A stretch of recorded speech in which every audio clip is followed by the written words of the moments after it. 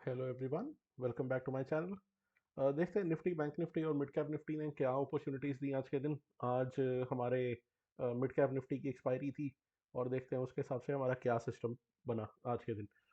तो सबसे पहला काम तो हम ये करते हैं कि ये कुछ ट्रेंड लाइंस हैं जो पुरानी हैं, इनको डिलीट कर देते हैं। आई होप अब दोबारा से इनकी ज़रूरत ना पड़े कल के दिन। इसको रहने देते हैं अभी, और इस लाइन को भी डिलीट कर देते हैं क्योंकि क्लियरली इसका ब्रेकडाउन तो अब आ ही गया है। और देखते हैं कि मार्केट में किस तरीके का बिहेवियर अभी यहाँ पे चलने की कोशिश हो रही है। निफ्टी कल के दिन हमने थोड़ी सी बात करी थी कि बैंक निफ्टी, आई मीन पिछले एनालिसिस में हमने बात करी थी कि अगर आप बैंक निफ्टी को देखो तो एक बारी जरा इसको खुलने दीजिए जरा। हाँ, फायर्स भी तंग कर रहा है। तो बैंक निफ्टी में हमने बात करी थी कि ये एक बड़ी कैंडल है और इसके प्रीवियस ये जो हुआ था फ्राइडे को ट्रेड, तो ये इसका 50% प्लस कवर कर चुका था। तो हम कह रहे थे बैंक निफ्टी रिलेटिवली स्ट्रांग है और निफ्टी रिलेटिवली वीक है, क्योंकि निफ्टी इसका 50% को कवर नहीं कर पाया, तो हायर चांस है कि निफ्टी थोड़ा सा वीक रहेगा या ऐसा कुछ। लेकिन यहाँ पे हमने बात बोली थी कि ये शायद इसके ये जो लो है हमारा 629 का, इसके नीचे जाके ही अगर ये जाएगा तो हम करेंगे। और हमने साथ में एक बार ये भी बोली थी कि ये अभी 629 तो बहुत दूर है, दिल्ली बहुत दूर है, यही कुछ बोला था। और मार्केट ने आज कमाल करके रख दी है। ये तो शो रहा है कि चलो ये तो हमारा नेगेटिव ही चल रहा है। और 629 जिस लेवल को मैं सोच रहा था कि बहुत दूर है, उस लेवल को भी मार्केट ने तोड़ दिया और उसके नीचे ट्रेड भी करना शुरू कर दिया अच्छा खासा। लास्ट के थोड़े हाफ एन आवर में थोड़ी सी हल्की फुल्की बाइंग आई होगी, लेकिन मोर और लेस वो कह लो प्रॉफिट बुकिंग थी या जो मर्जी थी। तो ऐसा ही कुछ अभी चल रहा है। अब देखिए, ये तो क्लियर है कि यहाँ से ट्रेंड तो अब नेगेटिव ही दिख रहा है, स्पेशली इस कैंडल के बाद से। अगर इस कैंडल को अगर आप देखो तो इसको क्या ऐसा हम कुछ प्लॉट कर सकते हैं कि हाँ ये ऐसा कुछ यहाँ पे अब एम पैटर्न टाइप सा बना के इसकी नेक लाइन को रीटेस्ट टाइप सा भी मार दिया इसने और अब ये डाउन साइड जा रहा है, ऐसा कुछ सोच सकते हैं शायद। क्योंकि एक स्विंग आपका ये बन रहा है, एक स्विंग छोटा सा ये बना है, राइट, क्योंकि ये बाइंग की कैंडल आई थी। और उसके बाद फिर जाके यहाँ पे ये जो इसका डाउन पोर्शन था जहाँ ये बार बार सपोर्ट ले रहा था 726 का, और उसको अच्छा खासा मार्केट ने आज के दिन ब्रेक कर दिया। मेरी अपनी परफॉर्मेंस क्या थी मैं पहले उसको डिस्कस कर लेता हूँ और उसके बाद let's get everything out of the way. और उसके बाद ये मेरा आज के दिन 901 रुपये का लॉस है। इसको मैं एक बारी ऊपर नीचे करके आपको दिखा देता हूँ कि वाकई में ये, हाँ जी बिल्कुल, ये ऐसा कोई चार्ट वार्ट खोल के आपको दिखा देता हूँ कि हाँ ये वाकई मेरा अकाउंट है फैल 825। इसको चेक करते रहिएगा। मैं मे बी अभी कुछ टाइम में फायर्स पे शिफ्ट कर जाऊंगा, but account will be there. आप देख रहे हो कितने सारे ट्रेड हुए हैं, थोड़ा ओवर ट्रेडिंग भी हुई है। और प्राइमरली वही कारण था एक्चुअली। ये क्यों हुआ, कैसे हुआ, थोड़ा सा उसको एक्सप्लेन कर देता हूँ। मोस्टली आपको पता है कि मिड कैप निफ्टी हम मॉर्निंग के टाइम पे ट्रेड करता हूँ। मिड कैप निफ्टी थोड़ा सा खुला था फ्लैट। मेरे को था अगर गैप अप खुलेगा तो मैं इसको शॉर्ट करूंगा, अगर गैप डाउन खुलेगा तो मैं इसको बाय करूंगा। I was planning for a volatile market और साइडवेज मार्केट। और मार्केट खुल गई फ्लैट, तो मेरे को वहां पे भी इंडिकेशन यही था कि शायद मार्केट थोड़ा सा ऊपर पुल बैक करे और नीचे जाए। लेकिन पिछले काफी टाइम से मिड कैप निफ्टी की एक्सपायरी हमेशा बुलिश ही क्लोज हुई है, हमेशा आप चेक कर लेना। काफी महीनों से मिड कैप निफ्टी की एक्सपायरी बुलिश ही क्लोज होती है। और मैं उसी हिसाब से प्लान कर रहा था, जैसे थोड़ा सा डिप आया मैंने कॉल बाय करी, अनफॉर्चुनेटली वो वर्कआउट नहीं करी। तो उसके बाद थोड़ा सा कंफ्यूजन चलती रही, ऊपर नीचे चलता रहा। मैं तकरीबन 1 बजे 1:30 बजे तक मैंने ट्रेड लिया था और at the end of the day ये 901 रुपये का शगन मेरे सिर में पड़ा है। ठीक है, कोई बात नहीं, एज लॉन्ग एज लॉसेस छोटे हैं। हाँ, ब्रोकरेज जरूर लगी होगी आज थोड़ी ठीक ठाक क्योंकि ओवर ट्रेडिंग हो गई है, but as long as losses छोटे हैं, I am okay with it. अब आप ये भी बोलेंगे कि आज तो इतना इजी डे था, आज आपने लॉस किया कैसे सिंगल डायरेक्शन। प्रॉब्लम मैं बताता हूँ आपको 5 मिनट में या निफ्टी में, और फिर आपको मेरा व्यू समझने में हेल्प होगी। मैं परफेक्ट ट्रेडर तो हूँ नहीं, ये तो पहले आप समझ लो, राइट। अब ये मार्केट यहाँ से जा रही है, अब ये कुछ मेरी ट्रेंड लाइंस लगी हुई थी। मार्केट जा रही है, जब ये यहाँ कहीं पे आती है ना तो मुझे लगता है कि हाँ यार यहाँ से अब सपोर्ट लेगी। तो ऐसा कुछ मतलब कई बार होता है जहाँ पे मतलब कि आपको मे बी एक ट्रेंड कंटिन्यूशन दिख रहा हो या बन रहा हो या कुछ भी, या क्लियरली एक पुल बैक आया है, तो मेरे को लगता है कि हाँ यहाँ से सपोर्ट लेगा। अब यहाँ पे जैसे आया तो मुझे लगा कि यहाँ से सपोर्ट लेगा। तो मैं मोर और लेस यहाँ पे जैसे डब्ल्यू टाइप सा बना था, मुझे लगा सपोर्ट लेगा। तो ऐसे कुछ सपोर्ट्स वगैरह और उनको फाइंड करने के चक्कर में ही मैं रह गया, वहाँ पे इंक्रीमेंट ज़्यादा मिला नहीं। मैं जब भी कोई ट्रेड लेता हूँ तो यूजुअली मेरा टारगेट होता है एक पर्टिकुलर नंबर ऑफ पॉइंट्स को उठा लेने का।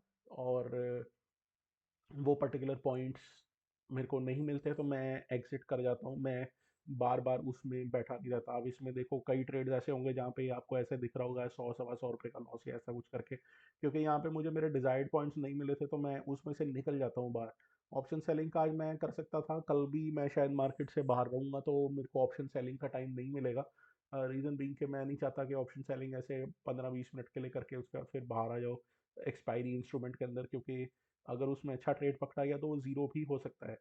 तो और अगर मैं स्क्रीन के सामने नहीं हूँ तो मैं ट्रेड नहीं करने वाला। खैर ये था एक लर्निंग प्रोसेस है। देखिए मार्केट में अब पिछले 1 साल से बुलिश प्ले कर करके ना वो आंखों को हर में हमेशा एक पर्टिकुलर लेवल पे आके ना एक वो ऐसा दिखता है कि ये यहाँ पे आके रुक गया, अब यहाँ से बाइंग करेगा।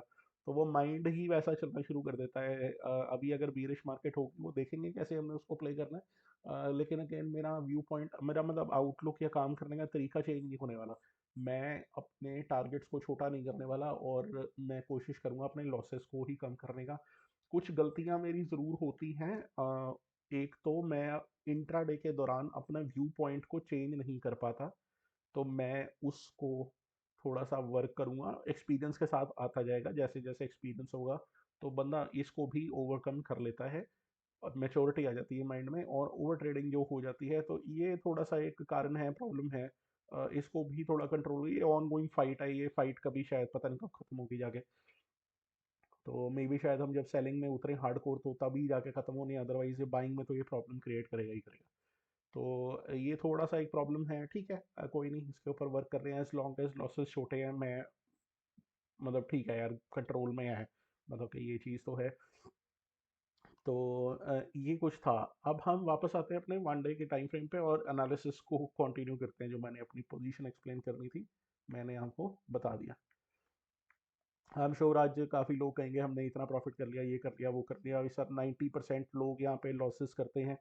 और अगर आपको लगता है कि यहाँ पे सारे लोग प्रॉफिट कर रहे हैं और मैं ही लॉस कर रहा हूँ, ऐसा कुछ नहीं है यार। मतलब ठीक है ना, ट्रेंडी डे होते हैं, ठीक है, बीच में बाकी दिन आते हैं। 90% ऑफ द डेज दोस्त 90% लोग लॉस ही करते हैं यहाँ। अगर नहीं करते होते तो हर एक कोई बंदा करोड़पति बन के बैठा होता। तो बस हमारे को अपने हिसाब से चलना है। आज हमारा एक व्यू पॉइंट था, मार्केट हमारे हिसाब से नहीं चली, छोटा सा लॉस लेके बाहर आ गए। जब चलेगी मार्केट तो हम कोशिश करेंगे अपने प्रॉफिट्स को बढ़ाने की। That is the end of the day. Right. अब आते हैं वापस इसके ऊपर। अब अगर इस पर्टिकुलर कैंडल को देख के हम बोलें कि यार ये तो बेरिश एंगल्फिंग कैंडल बन गई है, तो कोई मतलब दो राय नहीं होगी उसमें कि ये डेफिनेटली बेरिश एंगल्फिंग हो या ना हो, पर एक नेगेटिव कैंडल तो डेफिनेटली है। ऊपर से मार्केट रिवर्स करती है, एक पुल बैक आता है, वापस नीचे आ रही है, कंटिन्यूशन में पुल बैक आ रहा है और उसको फिर इसे नीचे कंटिन्यू कर रही है। एज लॉन्ग एज ये इसमें डे लो के नीचे जाती है तो हम आई मीन क्लोजिंग के नीचे जाती है, यहीं पे करती है, फ्लैट खुलती है, कुछ करती है, मैं तो अब फिर नेगेटिव ही प्लान करूंगा। ट्रेंड के साथ ही चलने की कोशिश हम करेंगे। अगर ये अपसाइड को गया तो अगेन ये इनसाइड कैंडल टाइप से बना देगा। यहाँ पे भी हमने ऐसे ही कुछ बात करी थी। अब देखते ही हैं कि बियर्स फॉलो थ्रू करते हैं कि नहीं।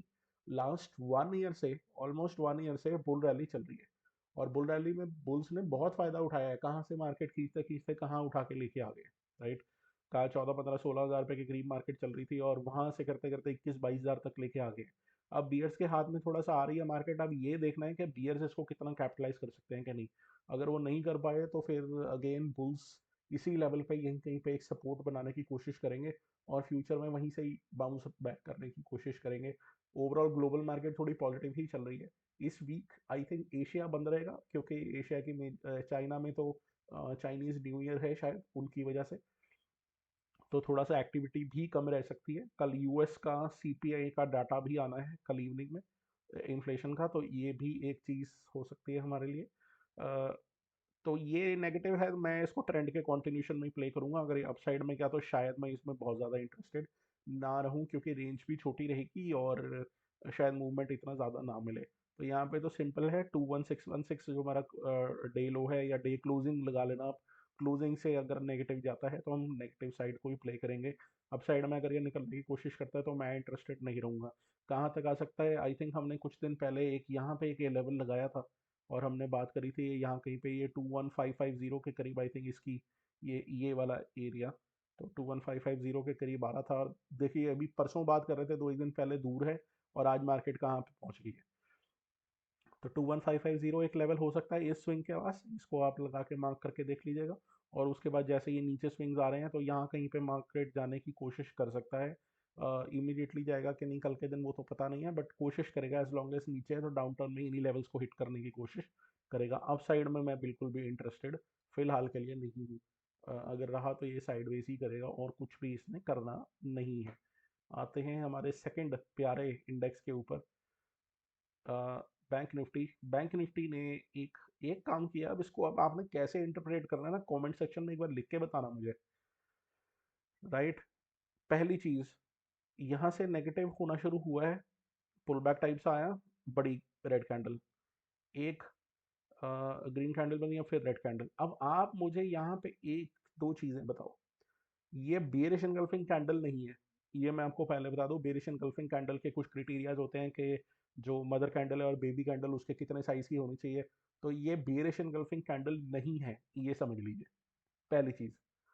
सेकेंडली, इसको ट्वीजर बॉटम बोल रहे हो आप, परफेक्ट डेफिनेशन तो ट्वीजर बॉटम की ये नहीं है, क्योंकि नेगेटिव कैंडल इससे बड़ी ही है, पूरा बराबर साइज में तो नहीं है, लेकिन परफेक्शन मार्केट में कहाँ मिलती है थोड़ा सा हमारे को देखना ही पड़ेगा। राइट, ट्वीजर बॉटम कैंडल बोल सकते हैं इसको। अगर ये ट्वीजर बॉटम तो शायद नहीं है, क्योंकि ट्वीजर बॉटम में पहले रेड कैंडल होनी चाहिए और फिर ग्रीन कैंडल होनी चाहिए अगर ट्वीजर बॉटम बनी। तो ये ट्वीजर बॉटम भी नहीं है और इनगल्फिंग तो डेफिनेटली नहीं है। तो अब हम इसको क्या बोले, तो हम इसको ज़्यादा कुछ नहीं बोलने वाले, हम इसको सिंपल एक नेगेटिव कैंडल या एक बेरिश कैंडल बोलने वाले। राइट, और एक बेरिश कैंडल की इंटरप्रिटेशन सिंपल होती है, इसके लो को ब्रेक करेगा, मार्केट डाउन साइड को प्ले करेंगे, इसके अपसाइड को प्ले करेगा, अगेन एक साइड कैंडल बना देगा, और फ्यूचर में जब इसको ब्रेक करेगा तो तब हम ट्रेड लेंगे, देखेंगे क्या करना है हमने। राइट, आई होप जो ट्वीजर वाला था वो हो सकता है कहीं पे आप देख रहे हो और कहीं पे वो लग रहा हो आपको कि तो ट्वीजर बॉटम, ऐसा कुछ भी नहीं है। एक वो मॉर्निंग स्टार इवनिंग स्टार वो ना ऐसा कुछ दिखता है देखने में, तो ऐसा कुछ नहीं है। ये this is not a morning star evening star जो भी हम पैटर्न देखते हैं। तो नाम के ऊपर मत जाए, मतलब उसको समझने की कोशिश करें। तो सिंपल एक स्ट्रॉन्ग बेरिश कैंडल बना है, बस सिंपल इसको ब्रेक करेगा तो हम नीचे की तरफ प्ले करेंगे। कहाँ तक प्ले करेंगे, सबसे पहला लेवल 44,500 और उसके नीचे 44,200 और उसके नीचे 44,000। अगर इसके नीचे भी आया तो फिर तो गड़बड़ होने वाली है। देखते हैं मार्केट कैसा बिहेव करता है। इसके ऊपर गया तो मार्केट इसके अंदर इनसाइड कैंडल बना देगा। इसके ऊपर वैसे 45,000 का इमीडिएट सपोर्ट रेजिस्टेंस है, तो वो एक प्रॉब्लम हो सकता है। ऐसा हो सकता है मार्केट हल्का सा फ्लैट खुले या कुछ हल्का सा ऊपर जाके 45,000 के पास जाए, यहाँ से कहीं से रिजेक्शन दे और फिर फॉल कर जाए। तो एक ये लेवल मार्क करने वाला होगा, देखने वाला होगा, मे बी शायद यहाँ से कहीं से आपको एक अच्छा खासा मिल जाए। प्लस माइनस 50 पॉइंट्स का ध्यान रखना। राइट, मैंने आपको पहले भी बताया हुआ है, मेजर लेवल से प्लस माइनस 50 हो सकता है। ये रिजेक्शन कैंडल 45050 से बने या 44950 से बने, 50 पॉइंट ऊपर 50 पॉइंट नीचे, इसका थोड़ा सा ध्यान रखना। मुझे लगता है ये एक लेवल है जहाँ से एक अच्छा ट्रेड यहाँ पे पकड़ा जा सकता है। विक्स थोड़ा सा हाई है तो प्रीमियम्स भी थोड़े से हाई हैं, अपने रिस्क को मैनेज करके फिर ही काम करना। कल फिर निफ्टी की एक्सपायरी है, इसको भी चेक कर लेते हैं, व्हाई नॉट, मतलब इसमें क्या ही दिक्कत है। तो यहाँ पे भी सिंपल, बस यहाँ पे तो क्लियरली क्लियर कट यहाँ पे मतलब हमारे को क्लियर एक अच्छी बेरिश कैंडल दिख रही है, और कोई ट्वीजर बॉटम ये वो कोई कंफ्यूजन भी नहीं है दूर दूर तक। बस ये है कि ये यहाँ पे कहीं पे है, इसको इसने ब्रेक किया, डे लो को, डे लो ब्रेक हुआ, सिंपल रखेंगे यहाँ, डे ले ब्रेक हुआ नेगेटिव साइड को प्ले करेंगे। अगर अप साइड में गया तो ये इनसाइड कैंडल बना देगा, हमने ज़्यादा पंगा लेना नहीं है, जिसने करना है वो अपने रिस्क के हिसाब से कर लेना। पहला रेजिस्टेंस आपका 20,000 पे ही खड़ा हुआ है, ज़्यादा दूर नहीं है। राइट, तो 19918 पे है, कोई 100 पॉइंट हार्डली ऊपर हमारा 20,000 का लेवल है। हो सकता है यहाँ से थोड़ा सा ऊपर 20,000 पे जाके हिट करके उसके बाद नीचे आए। अभी गिफ्ट निफ्टी आपको दिख रहा था कल परसों जैसे 100 पॉइंट ऊपर और ये वो, सुबह मार्केट खुली फ्लैट, तो ये ऐसा हो सकता है, ऐसा हो जाता है कभी कभार। It is not a simple replica के मार्केट में क्या होने वाला है। हाँ, ये ज़रूर मैं कहूँगा कि अगर गिफ्ट निफ्टी बहुत पॉजिटिव दिखा रहा है, मार्केट इतनी पॉजिटिव नहीं खुली, कुछ तो गड़बड़ है भाई, कुछ तो गड़बड़ है। और उल्टा भी देख सकते हो कि गिफ्ट निफ्टी थोड़ा सा फ्लैट दिखा रहा है और हमारी मार्केट एकदम ऊपर खुली है, तो अच्छा ही कुछ हुआ होगा। तो ये थोड़ा सा आप ध्यान रखना, अगर इनमें मिसमैचिंग होती है तो ट्रेड प्लान किया जा सकता है उसके हिसाब से। तो यहाँ पे सिंपल है, डे लो ब्रेक करेगा, यहाँ से हम कंटिन्यूशन में ट्रेलिंग के हिसाब से प्ले करेंगे। देखते हैं यहाँ पे क्या टारगेट्स आते हैं। I think every 50 points you can trail. देखते हैं इसमें क्या बनता है। मैं इसको ज़्यादा ट्रेड करता नहीं हूँ, आपको भी पता है।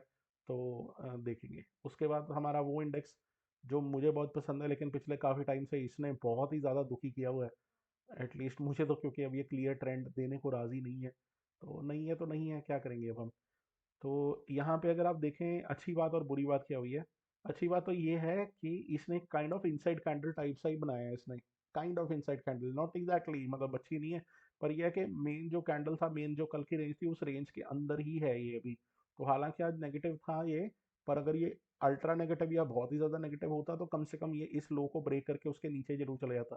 क्लोजिंग नेगेटिव है, कोई डाउट नहीं है, पर कल की रेंज के अंदर ही है। तो इस चीज़ का थोड़ा सा ध्यान रखना। आपने अब ये जो कल वाला लो है, यस्टरडेज लो, फ्राइडे का लो, यहाँ लिख देता हूँ मैं इसमें मिड कैप निफ्टी में फ्राइडे का लो। फ्राइडे का जो लो है हमारा, आई थिंक 605 का लो है। 10,605 या 600 समथिंग का। तो 10,600 लगा के चलना। अब 10,600 को अगर इसने डाउन साइड की तरफ ब्रेक किया और ब्रेक करके रीटेस्ट, ये ना थोड़ा सा मिड कैप निफ्टी इस मामले में अच्छा है कि प्राइस एक्शन को थोड़ा अच्छे से फॉलो करता है। अगर 10,600 को इसने ब्रेक किया करके रीटेस्ट करने ज़रूर आएगा। अगर फिर दोबारा ये नीचे की तरफ जाता है तो आप इसमें एक सेल प्लान कर सकते हो। ऐसा भी करता है ये कई बार कि इसने 10,600 को ब्रेक किया करके वापस ऊपर निकल गया। अगर ये वापस ऊपर निकल जाता है तो फिर आपको इसमें पंगा नहीं लेना है। तो ये थोड़ा सा ध्यान रखेंगे।